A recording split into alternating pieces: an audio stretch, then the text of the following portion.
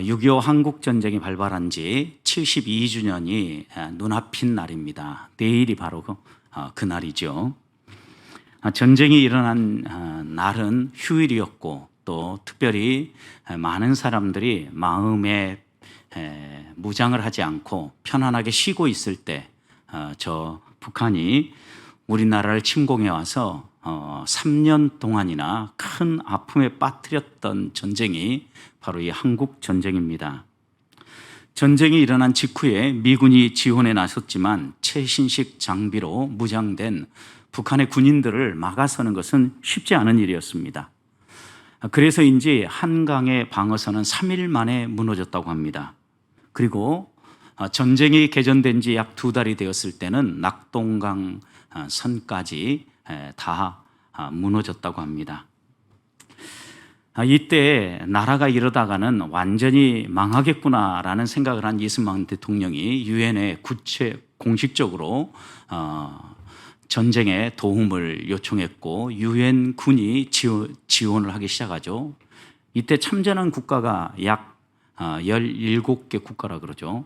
그리고 의료 지원만 했던 나라들은 약 6개국이 된다고 합니다. 그래서 한 23개 나라가 우리나라가 정말 풍전등화 같은 어려움이 있을 때 힘을 보태주고 도와주었습니다. 이렇게 우리가 계속 어려움을 겪고 있을 때 전쟁의 큰 변환점이 일어났던 것은 50년 9월 15일에 있었던 인천 상륙작전이죠. 여러분 잘 알고 있는 존 메가더 장군의 인천 상륙작전으로 말미암아 그때부터 전황이 바뀌기 시작합니다.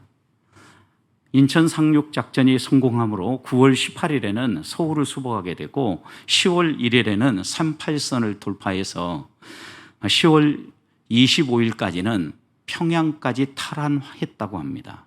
그런데 10월 25일 중공군이 개입하면서 다시 우리는 남쪽으로 밀려 내려오게 되었고 38선 부근에서 가장 치열한 전투가 진행됐다고 합니다.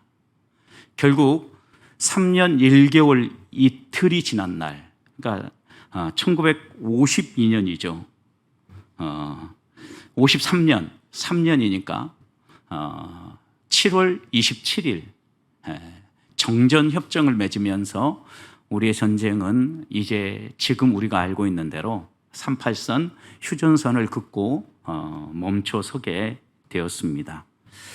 3년 1개월 이틀 만에 수많은 사람들이 죽어나갔는데 그때 전쟁에 참여한 용사만 약 200만 명이라고 합니다. 200만 명이 참여했고 한국군은 그 당시에 13만 명이었다고 합니다. 지금은 약 60만 대군이라고 이렇게 이야기하죠. 그러니까 그때 정말 적은 수로 저 북한과 싸웠다라는 걸 금방 알 수 있죠. 그리고 이때 사망한 자는 추산이 약 25만 명 정도 사망한 것으로 추산을 합니다.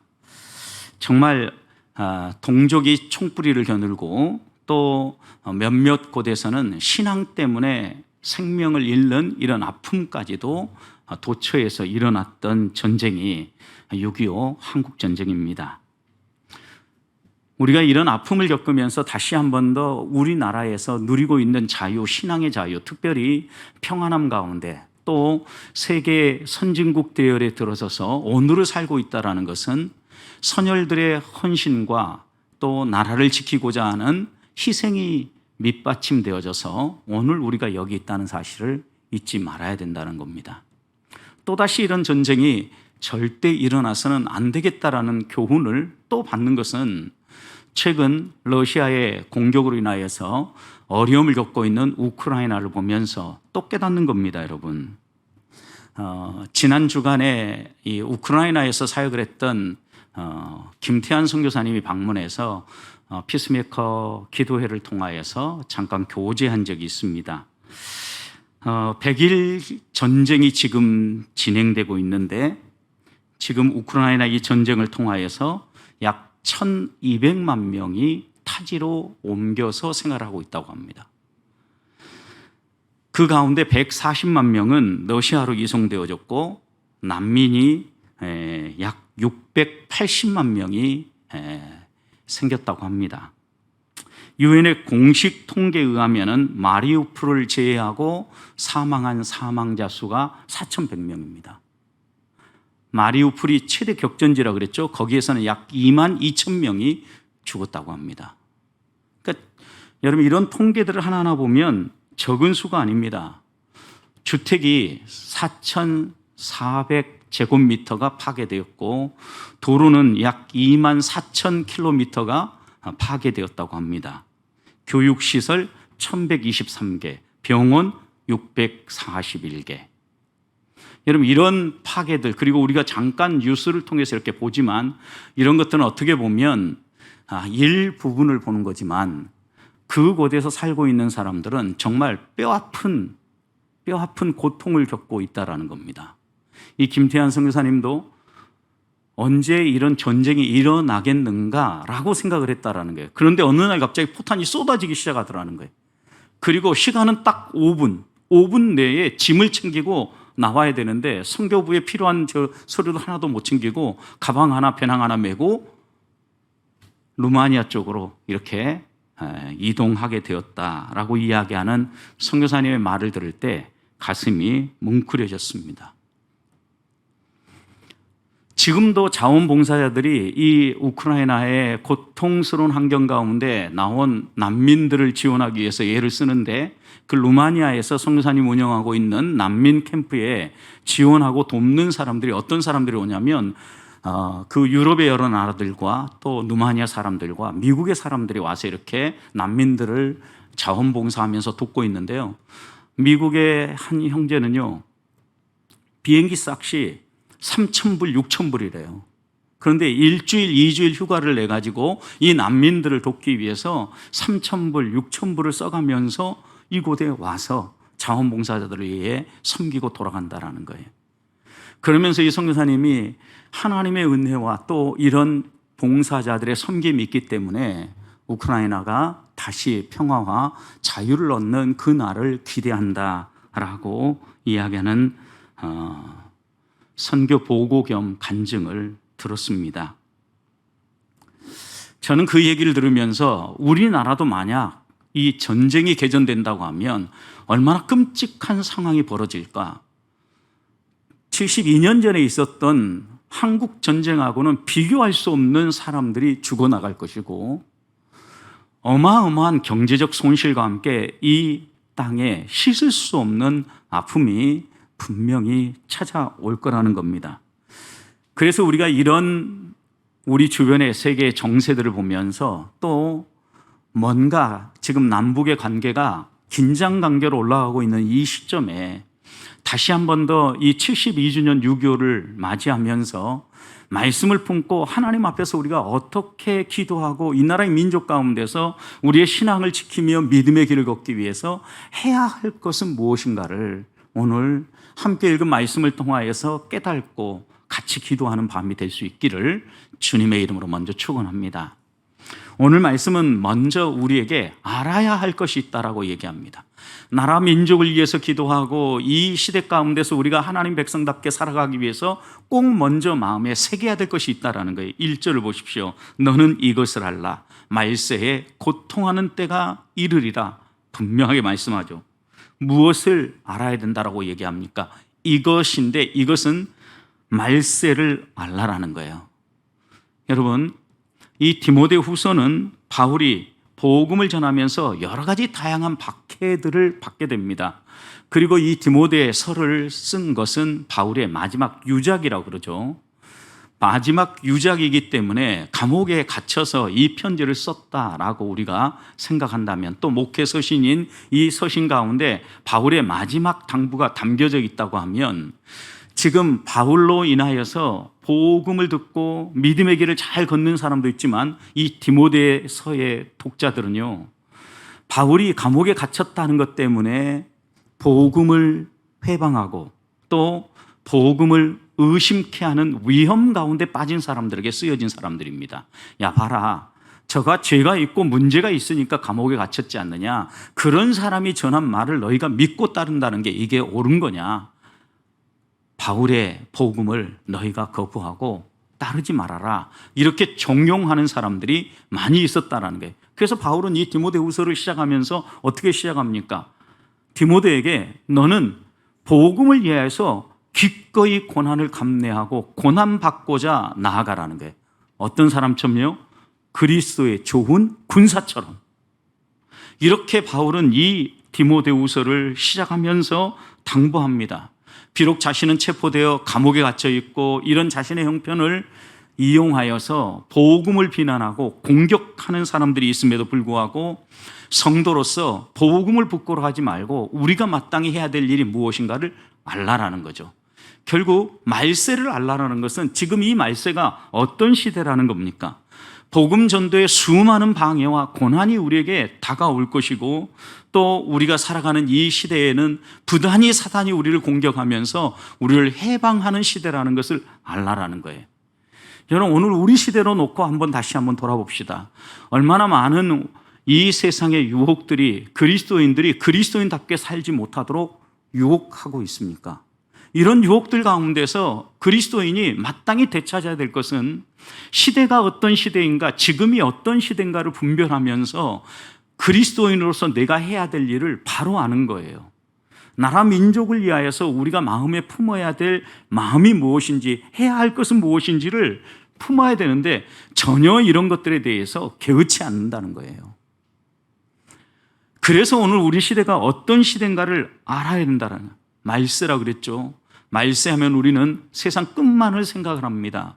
그런데 주님이 말하는 말세는 성경적 말세의 개념은 주님의 초림부터 재림까지를 말세라 그런다 그랬죠. 여러분, 그러니까 우리 주님이 살아 움직이시고 복음을 전하시고 제자들을 훈련하며 하나님의 사랑을 가르쳤던 그 시대도 말세였던 거죠. 지금 우리가 살아가는 시대도 어떤 시대예요? 말세라는 거예요. 그런데 이 시대가 어떤 시대라는 겁니까? 고통하는 때라는 거예요. 여러분, 우리가 살아가는 이 시대가 말세라는 것은 요엘 선지자가 쓴 편지 가운데에도 여러분, 말세에는 남종과 여종에게 하나님께서 하나님의 영을 부어주시겠다, 분명히 이렇게 약속하지 않았습니까? 요엘 선지자의 이 예언이 사도행전 2장에 보면 마가의 다락방에 모인 제자들에게 응답되고 이루어지지 않았습니까? 그러니 초대교회가 살아가는 그 시대가 말세임을 하나님이 보여주신 거죠. 말세에 이런 일이 벌어진다 그랬는데 사도행전 2장에서 이 말세에 약속하신 일이 이루어졌으니까 그 시대가 말세라는 거잖아요. 그러니까 초기 1세기입니다, 그때는. 근데 지금 우리는 21세기를 살고 있어요.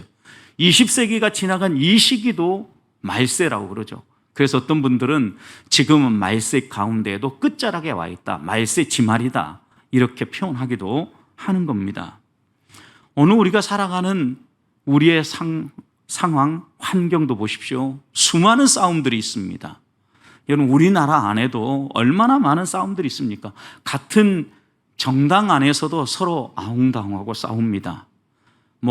다른 여당과 야당은요, 두말할 나위도 없습니다.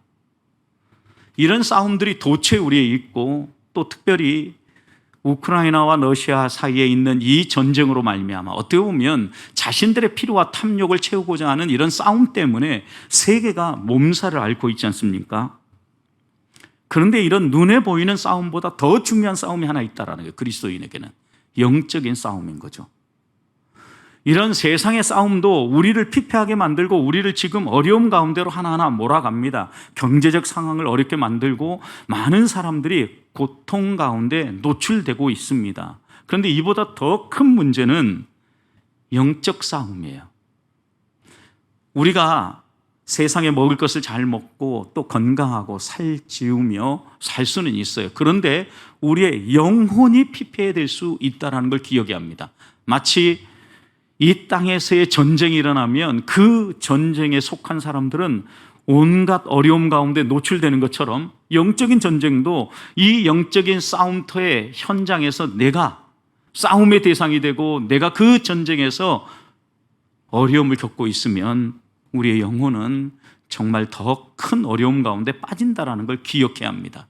그래서 우리가 살아가고 있는 이 시대를 분별해야 되는데 바울은 로마서 12장 2절 말씀에서 하나님이 기뻐하시고 선하게 여기시고 온전하게 보시는 하나님의 뜻이 무엇인가를 분별하라고 얘기합니다. 시대를 분별하라는 거죠. 시대를 분별하는 것은 이 시대 가운데 하나님이 어떤 계획을 가지고 있는가를 분별해내라는 거예요. 여러분, 우리가 이 나라 이 민족을 위해서 기도하기 위해서 모였습니다. 그렇다고 하면 우리나라 이 민족을 위해서 내가 기도해야 될 것은 무엇인가를 분별해야 그 기도가 제대로 나올 거 아닙니까? 어떻게 보면 그리스도인은요, 분별력이 떨어지면요, 그리스도인답게 살기 어려워요. 바울은 이 로마서 12장 2절을 쓰면서 우리가 분별할 수 있는 분별력이 살아나는 비결이 있는데 오직이라는 표현을 써서 이 방법밖에 없다라고 소개를 했어요. 오직 마음의 변화를 받아 새롭게 되어지는 거예요. 다른 말로 표현하면 거듭나는 거예요.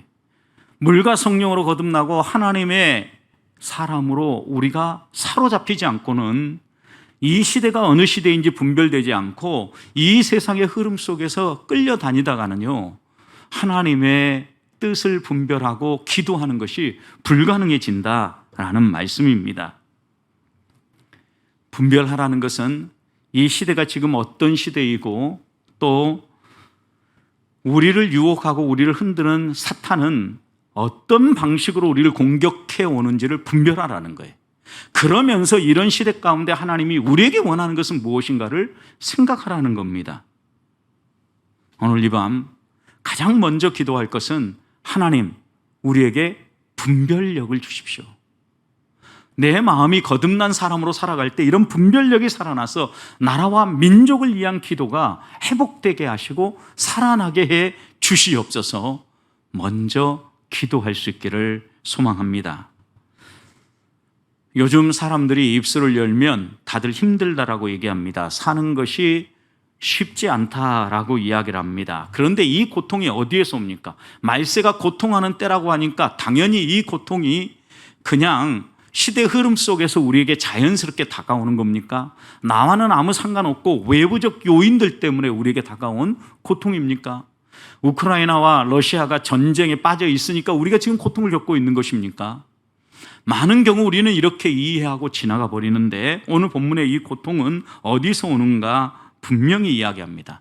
말세가 고통하는 때인 이유는 2절 말씀을 보십시오. 사람들이 자기를 사랑하며 돈을 사랑하며 자랑하며 교만하며 비방하며 부모를 거역하며 감사하지 아니하며 거룩하지 아니하며 쭉 설명을 합니다. 그런데 이 말씀 속에서 우리가 2절부터 5절 말씀을 읽어보면요, 문제는 우리는 우리 자신 때문에 고통을 받는다는 거예요. 우리 자신의 어떤 모습 때문에요? 생활 자세 때문에. 내가 이 땅을 살아가는 나의 삶의 태도로 말미암아 고통을 당하는데 우리는 많은 경우 그 고통이 외부에서 온다라고 생각해요. 나에게 문제가 있다고 생각을 하지 않는다라는 거예요. 4절 말씀도 보십시오. 배신하며 조급하며 자만하며 쾌락 사랑하기를 하나님 사랑하는 것보다 더 사랑하고. 여러분, 여기에 보면 하나님을 사랑해야 될 사람들이요, 쾌락을 사랑하고 자기를 사랑한다라는 거예요. 삶의 자세에 문제가 생긴 거죠. 그 삶의 자세의 문제는요, 사랑의 대상이 왜곡된 거예요. 여러분, 하나님을 사랑해야 되는데 자기 자신을 사랑합니다. 또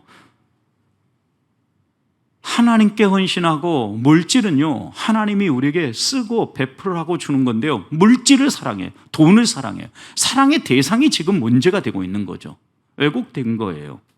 결국 이런 왜곡된 사랑에서 우리가 벗어나지 않는 이상은 우리의 삶에 있어서 고통은 사라지지 않는다라는 겁니다.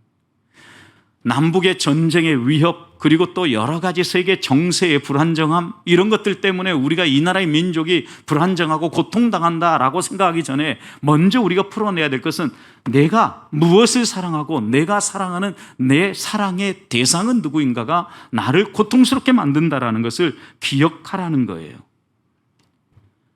그래서 오늘 본문의 말씀 보면 우리의 삶에 있어서 문제가 되어지는 왜곡이 두 가지 방면에서 일어나는데, 첫 번째는요, 사랑의 대상이 왜곡되어지죠. 하나님을 사랑하고 이웃을 사랑해야 될 사람이 뭘 사랑합니까? 돈을 사랑합니다. 쾌락을 사랑합니다. 자기 자신을 사랑합니다. 어떤 사람들은 자기를 사랑하는 것은 인간의 본성 아니냐고 얘기합니다. 맞습니다, 여러분. 그런데 그 본성이 어떤 본성입니까? 하나님이 처음 심어준 본성이 아니라 부패하고 타락하고 오염된 본성입니다. 고장난 본성이라고요. 이런 고장난 본성이 해결되지 않으면 끝까지 자기 자신만을 위해서 사랑하고 돈과 쾌락을 사랑하며 살 수밖에 없다는 겁니다. 이런 사람들은요, 세 가지 삶의 특징이 나타나는데 2절 보십시오. 자랑합니다. 교만합니다. 비방합니다. 자기를 위해서 살고요, 자기를 사랑하며 자기 필요를 채우기 위해서 살아가니까요, 무언가를 이뤄도요, 내가 이거 했다고 자기를 자랑합니다. 그러니까 교만하죠. 그리고 그렇게 살지 못하는 사람들 보면서 게을러서 그런다, 어때서 그런다라고 타인의 생활 태도에 대해서 비방합니다, 여러분. 이런 모습들은 어떻게 보면 자기를 사랑하는 사람의 대표적인 특징이라는 겁니다. 두 번째 문제가 또 하나 있습니다. 관계가 왜곡되어집니다. 여러분, 어떤 관계가 왜곡됩니까? 여러 가지 이 땅을 살아갈 때 하나님은 창조하시고요, 창조의 질서를 부여하셨어요. 그런데 이 질서와 권위가 깨어지는 거예요. 제일 먼저 어디에서부터 이것이 깨어집니까? 가정에서부터 깨어져요. 여러분, 2절 말씀 이어서 보십시오. 부모를 대하는 태도가 깨어지는데 부모를 어떻게 대합니까? 거역하고 그랬어요, 여러분. 부모를 거역해요.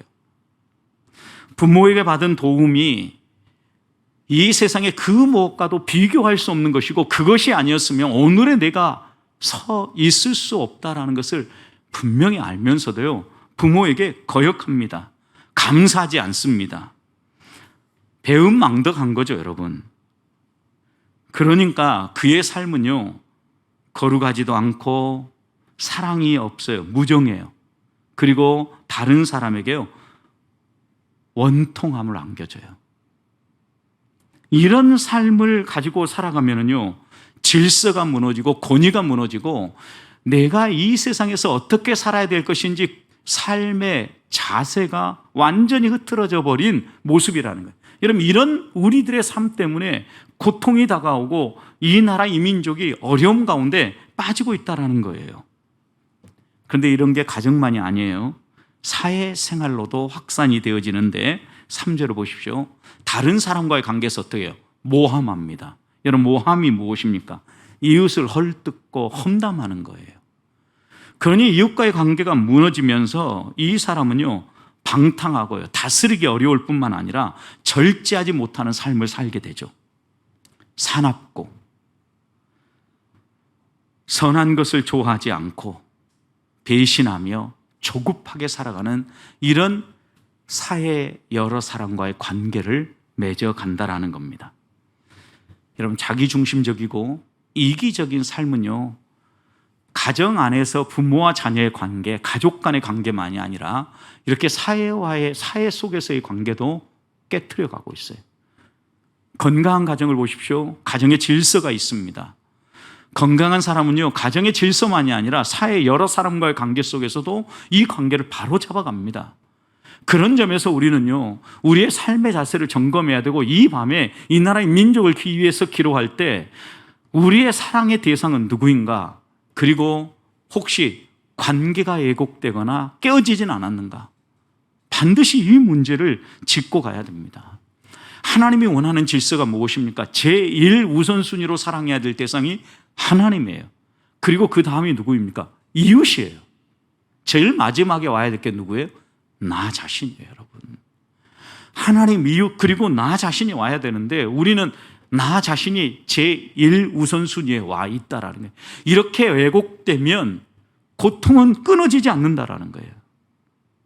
나를 위해서, 나의 필요를 채우고 나의 즐거움을 위해서 무언가를 해야 된다라고 생각하는 이 마음을 비우고 하나님이 우선순위에 올려지고 하나님을 내가 열렬히 사랑하면서 오늘을 어떻게 살아야 될 것인가, 이 사랑이 이웃에게 어떻게 표현되어져야 되는가, 이것을 생각하며 살아갈 때 질서가 바로 잡히고 관계가 회복될 뿐만 아니라 우리의 삶의 고통의 문제들이 풀어지기 시작한다는 겁니다. 삶의 방향이 바뀌어야 합니다. 하나님이 1순위가 되고 나는 맨 마지막이 되어야 합니다. 다시 한 번 더 이 밤에 우리가 십자가 사랑이 무엇 때문에 우리를 변화시킬 수 있는지 생각해 보십시오. 하나님이 이 땅에 오신 것은요, 자신을 비우고 하나님이 제일 우선순위, 아버지의 뜻이 제일 우선순위에 놓여져야 됨을 깨우치기 위해서 이 땅에 오셨고 십자가 사랑을 가르쳐 주신 겁니다. 우리도 그 주님을 보면서 하나님이 1순위가 되고 나는 제일 마지막에 놓을 수 있는 결단, 그리고 힘, 은혜를 이 밤에 구하며 주 앞에 가까이 나아가는 성도들이 되시기를 소망합니다. 마지막입니다. 그래서 마지막으로 우리가 되찾아야 할 것이 있다고 하면 시대를 분별하고 우리의 삶의 자세를 바로 잡은 다음에 하나님 앞에서 이 나라의 민족을 위해서 해야 될 것은요, 경건의 능력을 회복하는 거예요. 여러분, 성도가 성도답게 살아가고 성도가 이 땅 가운데에서요, 빛과 소금의 역할을 감당하면 이 세상은 바뀌게 되어 있어요. 그런데 오늘 5절 말씀 보십시오. 경건의 모양은 있습니다. 교회는 다닙니다. 예배는 여러 번 드립니다. 그런데 무엇이 없어요? 경건의 능력이 없다라는 거예요. 그래서 바울은 디모데에게 간곡하게 당부하죠. 이 같은 자들에게서 내가 어떻게 하라고요? 돌아서라. 모양내고 신앙의 겉모습만 가지고 있는 사람에게서는 빨리 돌아서라는 거예요. 여러분, 예수님은 이런 삶을 살아가는 대표로 바리새인들을 언급했습니다. 그들은 겉과 속이 다른 사람이라고 얘기했고, 마태복음 23장 25절 보면 화 있을진저 외식하는 서기관과 바리새인들이요, 잔과 대접의 겉은 깨끗하고 그 안에는 탐욕과 방탕으로 가득하다 그랬어요. 여러분, 겉은 깨끗해 보여요. 경건의 모양은 있어요. 근데 그 안은 어때요? 방탕과 탐욕으로 가득 차 있다라는 거예요. 안은 온갖 더러운 것으로 가득 차 있다라는 거예요. 경건의 모양은 있지만 능력은 없다라는 거예요. 여러분, 경건의 모양만을 내고 하나님을 예배하는 이스라엘 백성들을 향하여서 질책을 했던 이사야 선지자의 외침을 여러분 들어보십시오. 이사야서 1장 14절부터 17절 말씀을 보면 하나님은요, 이사야 선지자를 통하여서 너희들이 나에게 예배 날을 정하고 정한 절기와 월삭, 이런 모든 것들을 나는 싫어한다, 이렇게 얘기합니다. 그러면서 하나님은요, 너희가 아무리 기도해도 내가 듣지 않겠다라고 얘기하거든요. 이유가 무엇입니까? 너희 손에 피가 가득하기 때문이다. 하나님 앞에서 우리가 경건의 모양만을 가지고는 이 사회를 변화시킬 수 없고요, 이 세상을 변화시킬 수 없다라는 거예요. 그리스도인들이 건강해서야 이 나라, 이 민족이 소망이 있어요. 믿음의 선배들을 생각해 보십시오. 우리나라 초기에 신앙의 선배들은요, 사회를 변화시키고 세상을 바꾸는 빛과 소금들이었어요. 민족이 위태할 때, 어려움 가운데 빠져 있을 때 가장 먼저 앞장섰던 사람들이 누굽니까? 신앙인들이었다고, 여러분. 여러분, 그런데 이 신앙인들이 목숨 걸고 지키고자 한 게 무엇입니까? 예배였어요. 6.25 한국 전쟁에서요, 여러분, 우리가 지난번 한국 내에 선교지를 쭉 선교 탐방하면서 내려갈 때 서해안 쪽에 있었던 6.25 때 수많은 성도들이 죽임을 당했던 교회들의 간증 얘기 들었지 않습니까? 그들이 왜 목숨을 내놓았습니까? 뭐 하려고요, 여러분? 예수 안 믿는다고 얘기하고 예배를 포기하면 되는데요, 그들은 예수 믿기를 선택했고 예배를 선택했다라는 거예요. 좀 더 역사를 거슬러 가볼까요? 일본이 우리나라를 강제 합병하고 압박을 할 때 여러분, 우리에게서 하나하나씩 우리의 문화들 다 빼앗아 갔죠. 그런데 여러분, 신사참배를 반대했던 것, 왜 반대했습니까? 다른 것은 잃는다고 해도 이것만큼은 잃을 수 없다라고 목숨을 걸었던 이유가 무엇입니까? 성도는 하나님을 예배함으로 자신의 정체성을 지키고 하나님 앞에서 자신의 삶을 드러낼 수 있다고 믿었기 때문에 신사참배는 우상숭배이고 하나님을 예배하는 것을 공식적으로 반대하는 것과 마찬가지이기 때문에 참여할 수 없다 선언했고, 그 앞에 주기철 목사님이 일사각오의 각오로 죽임을 당했던 겁니다. 우리의 신앙의 선배는요, 여러 가지 어려움 가운데 이 나라 이 민족이 어려움에 빠졌을 때마다요, 사회를 변화시키는 힘을 가졌어요. 근데 오늘 그리스도인들이 왜 이런 힘을 잃어버렸습니까? 오늘 이 5절에 있는 것처럼 경건의 모양은 있는데, 많은 사람들이 교회는 다닌다고 하는데 경건의 능력을 잃어버렸기 때문입니다. 여러분, 경건의 능력이 무엇을 의미합니까? 하나님의 말씀을 이론적으로 믿고 지식적으로 받아들이는 것이 아니라 이 말씀이 우리의 손끝과 발끝으로 표현되어지면서 삶이 변화되는 거예요. 이게 경건의 능력입니다. 우리의 삶이요, 하나님의 말씀을 받고 그 말씀대로 살아가는 우리의 삶으로 변화되지 않으면 이 말세에 고통하는 때 수많은 사람들이 자기를 사랑하고 자기 쾌락과 자기 즐거움 위해서 살아갈 때 삶의 우선순위가 하나님으로 바뀌고 이 순위가 이웃이 되어지고 내가 제일 마지막에 놓이지 않으면 경건의 능력이 안 나타난다. 왜요? 우리의 삶의 자세가 잘못되어져 있는데, 이 세상의 모든 흐름들을 그대로 따라가고 있는데 어떻게 경건의 능력이 나타나겠습니까? 하나님 앞에 기도를 많이 한다고 해서, 하나님 앞에 성경을 많이 읽는다고 해서 경건의 능력이 나타난다고 성경은 가르치지 않는다는 걸 기억하셔야 합니다, 여러분. 이게 필요합니다. 그런데 그만큼 우리가 말씀을 읽고 기도했으면 우리 안에 경건의 능력이 나타나기 위해서 일어나야 될 결과가 무엇입니까? 그 말씀대로 살아가는 삶이에요, 여러분. 어떻게 보면 오늘 밤 우리가 이 나라의 민족을 위해서 기도하기 위해서 함께 모였는데 마음에 새겨야 될 것이 있습니다. 우리가 살아가는 이 시대가 어떤 시대인지 분별할 수 있는 분별력이 살아나고, 왜곡된 우리의 신앙의 자세, 사랑의 대상이 변화되어지고, 여러 사람과 맺는 관계의 왜곡이 회복되어져서 경건의 능력을 회복한다면 이 나라의 민족은 소망이 있습니다. 왜요? 하나님의 사람들이 이 땅에 있기 때문입니다. 그래서 오늘 이 밤에는 우리가 바로 이런 사람이 되게 해주십시오. 경건의 능력 있는 사람이 되게 해주십시오. 우리의 삶의 자세가 하나님이 가르치는 삶의 모습으로 변화되게 해주십시오. 하나님의 선하시고 온전하신 뜻이 무엇인가를 분별하며 살아갈 수 있는 분별력이 있는 하나님의 백성이 되게 해주십시오. 이렇게 기도함으로 이 밤 다시 한 번 더 이 나라의 민족을 위해서 버팀목이 되고, 이 나라 이 민족을 빛과 소금으로 밝혀 인도하는 성도들이 되시기를 주님의 이름으로 축복합니다.